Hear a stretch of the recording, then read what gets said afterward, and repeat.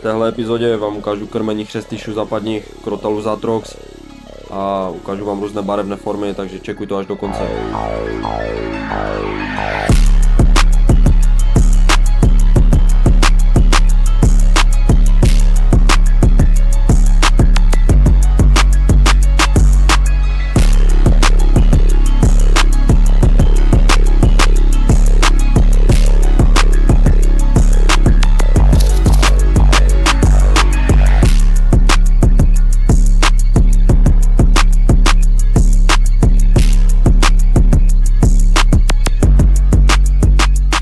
Jak můžeš slyšet za mnou, dneska ti ukážu chřestiše, konkrétně chřestiše západního Crotalus atrox. Začnu to klasickou barevnou formou.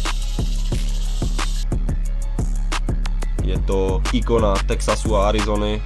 Tenhle druh je zodpovědný za největší počet ušknutých chřestišů ve Spojených státech, hlavně proto, že obývá rozsáhlé území s vysokou hustotou lidského obydlí. Prvně varou hlasitým křestěním, pokud je nezaženeš do kouta a nepřekročíš jejich bezpečnou vzdálenost, tak na tebe nezautočí. Vždy se v první řadě snaží stáhnout do bezpečí. Disponují ikonickým křestidlem, které se stalo symbolem všech chřestišů, ten zvuk zná snad každý. Jedná se o jeden z nejrychlejších pohybů ve zvířecí říši. Křestidlo může vibrovat hodiny bez jakékoliv únavy. Je tvořeno dutými keratinovými články. Mlaďata začínají tímhle knoflíkem.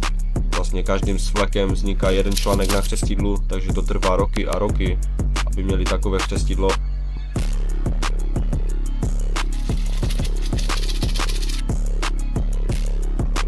Atrox byl můj vůbec první druh jedovatého hada, který jsem kdy choval. Dostal jsem se k ním někdy v 17 letech. Od té doby se mi tady protočilo desítky a desítky kusů tohohle druhu.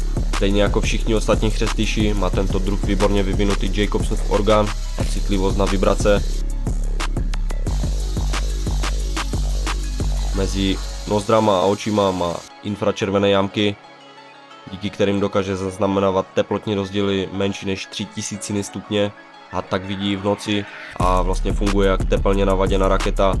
Ve tmě dokáže přesně zaměřit svou kořist a bez zavání vystřelit.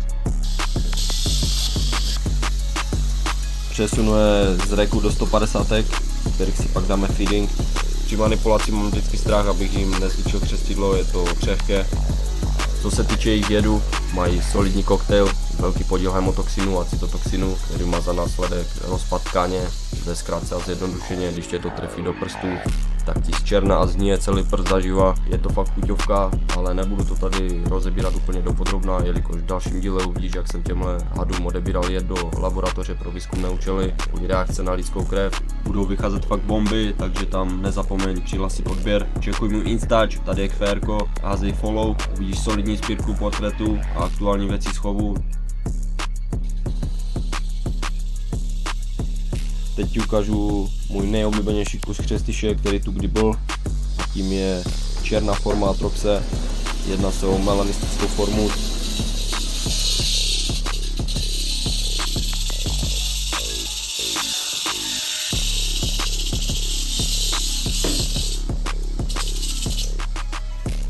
Což znamená, že má nadbytek melaninu a tím pádem má tmavý pigment, je černý jak úhel.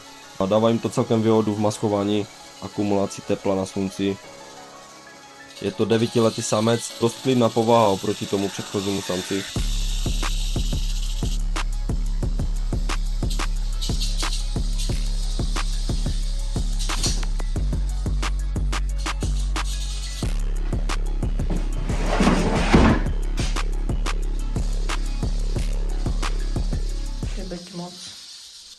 Nevím, jestli to půjde vidět, ale chřestiši dělají taky specifický pohyb při útěku a to, že se vlní do boku.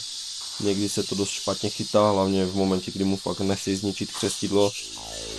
Teď ti ukážu právě opak a tím je albino forma chřestiše západního. Vzniká to vlastně genetickou mutací, kdy zvířeti právě chybí melanin a tím narušuje tvorbu tmavého pigmentu.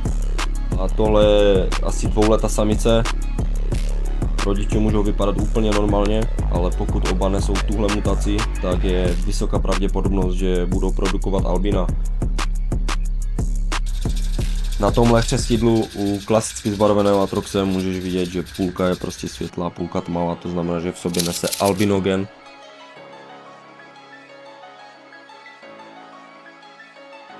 Obecně albina všech druhů zvířat to mají v přírodě těžké, jsou citliví na UV a ztrácí maskování v přirozeném prostředí. Je to taková jednohubka prostě.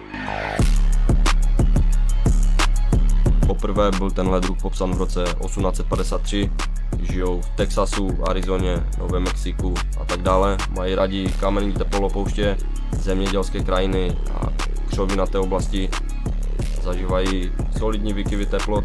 Žijou v místech, kde teploty kamenů můžou mít až 50-60 stupňů. Proto používá ten sideway pohyb. Samice je schopná v sezónním pustu klidně až 6 měsíců nežrat. V jednom vrhu bývá až 20 mláďat, dospívají někdy kolem 3. až 5. roka života. Tohohle malého samce paradoxně vyprodukovala 2,5 leta samice albinoformy.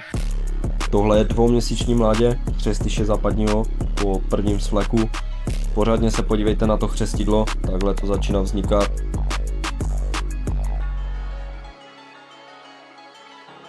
Crotalus atrox žije z velké části v suchých a nehostinných podmínkách, proto samice hází živé mlaďata a neklade vejce. Inkubuje je rovnou v sobě, což trvá zhruba 6 až 7 měsíců a potom hází rovnou živé mlaďata.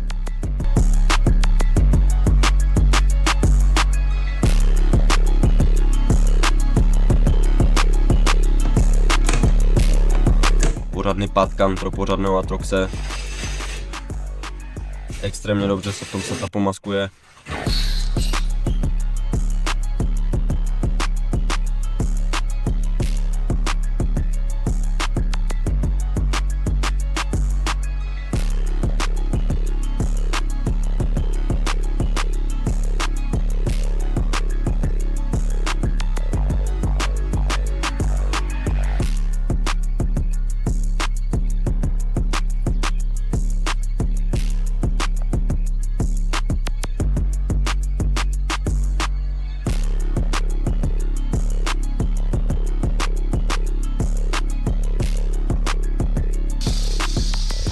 Tmaví jedinci jsou nejčastěji hlášení z oblasti severního Mexika a jihozápadu USA.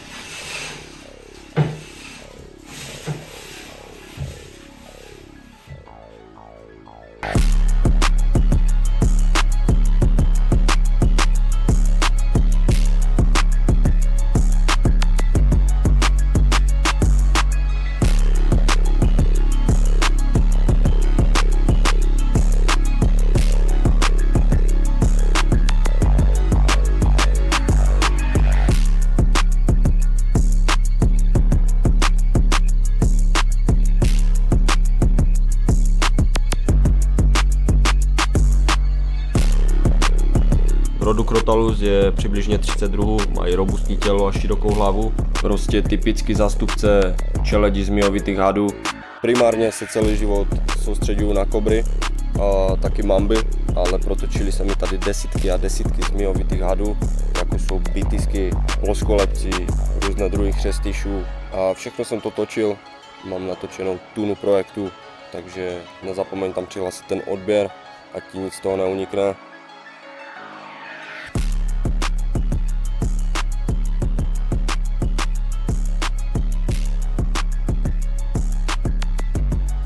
Jed u těch mláďat se postupem věku mění, mají vyšší aktivitu neurotoxinů oproti dospělcům a je to vlastně, aby rychleji paralyzovali kořist, když jsou malí.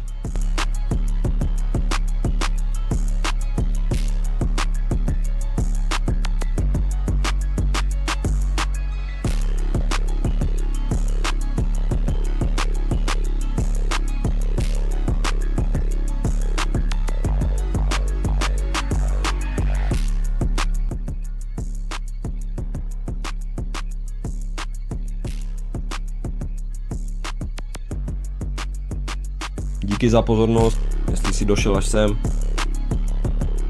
Pokud se ti líbila tahle epizoda, hoď tam like, koment a odběr a vidíme se u dalšího dílu Zedařiny. Čau.